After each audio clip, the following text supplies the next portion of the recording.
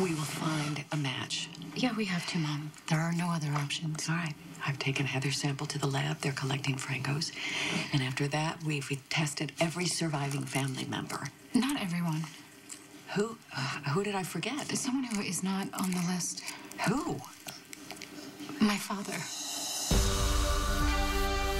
Sam, we haven't even gotten the results for the relatives that we're having I know, tested. Mom, I know. And if one of them is a match, that's great. I mean, I don't even care if it's Heather or Franco, but what if we don't have a match?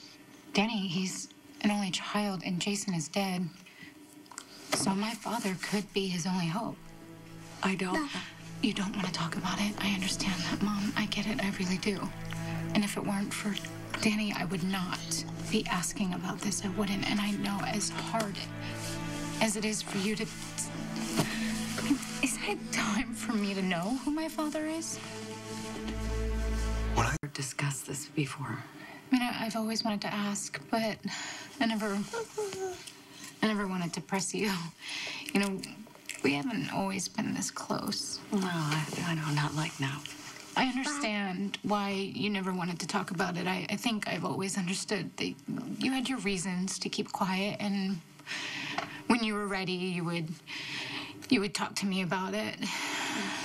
Mom, if Danny's life didn't depend on it, I would leave it alone. I wouldn't even be asking you about this right now, but my son needs a marrow transplant to survive, and knowing who my father is, it's never been more important. I understand. Mom, what if he has children or siblings or, I don't know, any family member that could be a potential donor for Danny? I mean, what if his side of the family could save his... It's okay, Danny. I'll tell you. I'll tell you about your father. I was 16. Your grandfather, Makos Cassadine, had me shipped off to boarding school. Briarton Griggs in New Hampshire. Right, he had to protect you from Helena because you were his mistress's daughter and she hated you. So much so that I grew up believing that I was some impoverished cousin, Alexis Davidovich. And I was orphaned in a car crash. I had repressed memories of my mother's murder. And I grew up believing that my own father was some distant, intimidating uncle. I'm only telling you that because I want you to understand how much I hated being on that island and how much I wanted to get out of it. I know, Mom. I can only imagine. So when I landed in Portsmouth, I was so relieved to be away from Helena and all the rest of them. The only one I missed on occasion was Stefan. And I thought this is a chance for me to reinvent myself. Unfortunately, Briarton Griggs was a buttoned-down, very strict institution. Just the way my father wanted it. So I went from one prison to another prison. Well, clearly you didn't let that stop you. Yeah, I was a very resourceful 16-year-old. I was also very determined just to have an experience. So one day I got all dressed up and I put on makeup and made my hair look like I was older, and I snuck out of school and I went into town. And I ended up at this local bar. Turns out I didn't even have to be 18 because they weren't checking. And I was terrified, but I ordered my first drink, and he didn't even ask. He just gave me a Tom Collins. So I sat there sipping it, and that's when I met your father.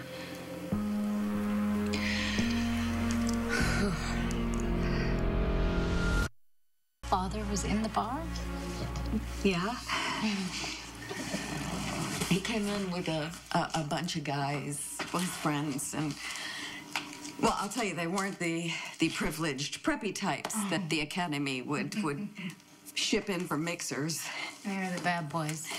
Well, I wouldn't say they were. Yeah, they were bad boys. And maybe I just wanted to be a bad girl. Yeah. One of the bad boys, the cute one, caught my eye. Yeah, what was it about him? He had messy hair, and he kind of kept flipping it, and he had a leather jacket, and I thought that was cool. You get that? Yeah, I get that. Always.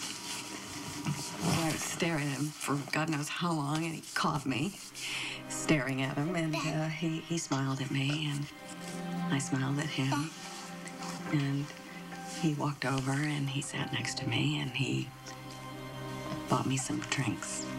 Not a lot, because it was the first time that I had ever had alcohol. Yeah, but it probably went straight to your head. Yeah, it went. So he asked me if I needed air, and I did. And we went for a walk, and it was really cold outside, so he offered to warm me up. Did he actually say that? He was really nice about it. I was 16, and I was drunk.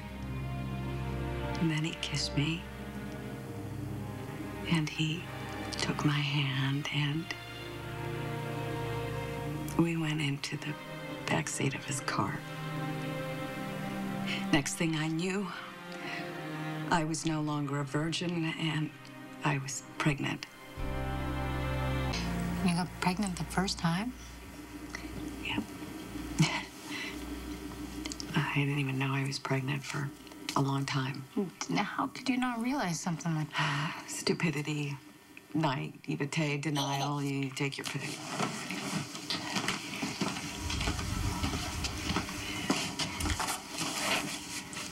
I went to the nurse because I was feeling sick.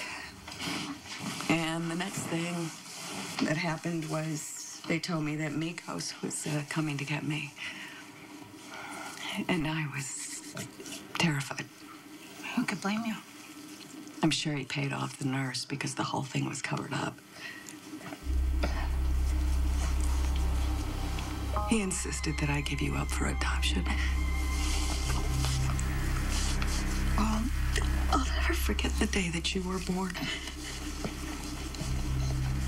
And when they took you away from me, I didn't think I'd see you again. But that's all history.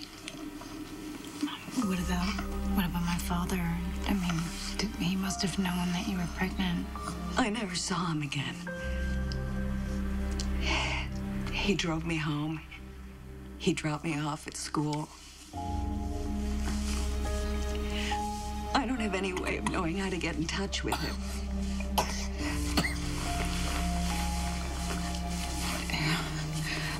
Who was he, Mom? What was his name?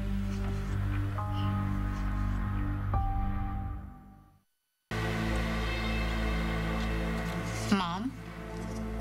You have to tell me. Danny's life could depend on it. Who is my father? I don't know his name. What? The reason I never told you who your father was is because I don't know.